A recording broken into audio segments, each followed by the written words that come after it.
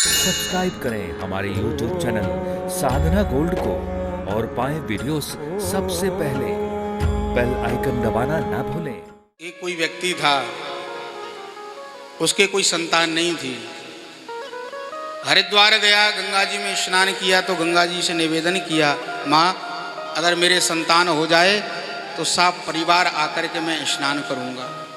गंगा मैया ने कृपा करी और उसको संतान दे दी। पर होता है ना, जब व्यक्ति के पास कुछ नहीं होता तब तो मन्नतें बहुत मांगता है, और जब काम पूरा हो जाता है तो फिर टालने लग जाता है, कर लेंगे कर लेंगे।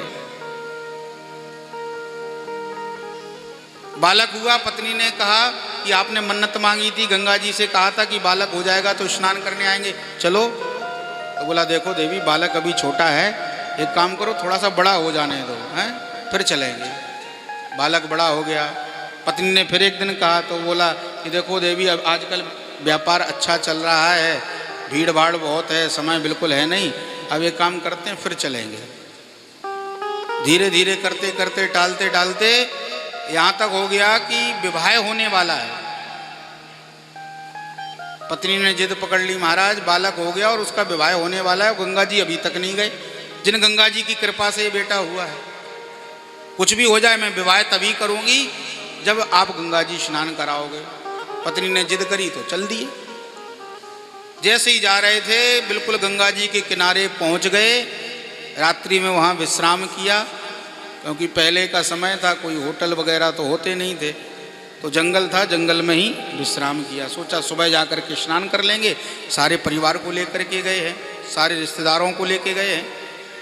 रात्रि में जैसे ही सो रहे थे तो इनके संग में इनके कुल पुरोहित भी गए थे। रात्रि में कुल पुरोहित जी की नींद खुली, लघु शंका इत्यादि करने के लिए गए तो इन्होंने देखा इनके कान में आवाज़ पड़ी, ढोल नगाड़ों की आवाज़ आ रही है। मन में सोचा अर्धरात्रि में और जंगल में ढोल नगाड़े कहाँ से बज रहे हैं। जाकर के देखा तो देखते हैं एक जगह आयोजन चल रहा है, विवाह जैसा माहौल है, दुल्हन तैयार होकर के बैठी हुई है, विवाह होने वाला है। तो उत्सुकता हुई जानने की किसका विवाह है। तो पूछा एक व्यक्ति से, भैया यहाँ किसका विवाह हो रहा है। उस व्यक्ति ने कहा, पुरोहित जी किसका विवाह हो रहा है ये बात आप ना पूछो तो ज़्यादा अच्छा है। बोले क्यों, बताओ कौन हो तुम लोग। उस व्यक्ति ने बताया, हम भूत प्रेत हैं और ये हमारी पुत्री है, इसका विवाह है। दुल्हा कौन है। बोले महाराज दुल्हे के बारे में मत जानो। बोले नहीं नहीं बताओ। बोले जिसकी खुशी में, जिसके जन्म की खुशी में आप लोग गंगा जी स्नान करने जा रहे हो, कल वो मर जाएगा और कल वो भूत बन करके आएगा, उसके संग में इसका विवाह होगा। पुरोहित जी के भी चरणों से जमीन खिसक गई। ये लोग तो हंसी खुशी जा रहे हैं उस बच्चे के जन्म की खुशी में स्नान करने के लिए, वो कल वो ही नहीं रहेगा। फिर मन में सोचा ये भूत प्रेत हैं, झूठ बोलते रहते हैं। लौट के आ गए, सो गए, किसी को कुछ बताया नहीं। सुबह का समय हुआ, सभी लोग गंगा जी स्नान करने के लिए चले। गंगा जी सामने हैं, दिख रही हैं, दर्शन हो रहा है। जैसे ही जा रहे थे पुरोहित जी ने भी मन में सोचा ये भूत प्रेत हैं, झूठ बोलते रहते हैं। लेकिन घटना क्या घटी। बोले दो बैल, दो सांड आपस में लड़ते हुए आ रहे थे। इस बालक ने दोनों को अलग करने के लिए, हटाने के लिए जैसे ही डंडा मारा तो एक बैल ने क्या किया, बोले अपने सींग को इसके पेट में डाल दिया, विदीर्ण कर दिया, पेट फट गया, इसकी मृत्यु हो गई। सब रोने लगे, गंगा जी स्नान करना सब भूल गए। रोते बिलखते सब परिवारीजन थे, वहीं पर इसका दाह संस्कार किया। वापस चलने लगे तो रात्रि हो गई, तो फिर आज उसी जगह फिर रुके। रात्रि में पुरोहित जी ने मन में विचार किया, भूतों की ये बात सत्य हो गई कि कल बालक मरेगा तो मर गया।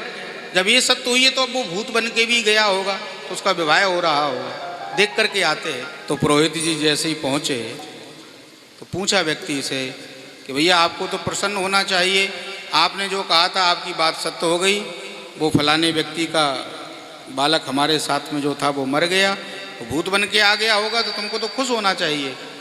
तो उस व्यक्ति ने कहा महाराज नहीं, उसको आना तो था भूत बन करके, बिल्कुल सारी स्थिति ठीक थी, हमने सारी योजना बना रखी थी और वो आता, लेकिन एक छोटी सी गलती के कारण वो भूत बन करके नहीं आ सका।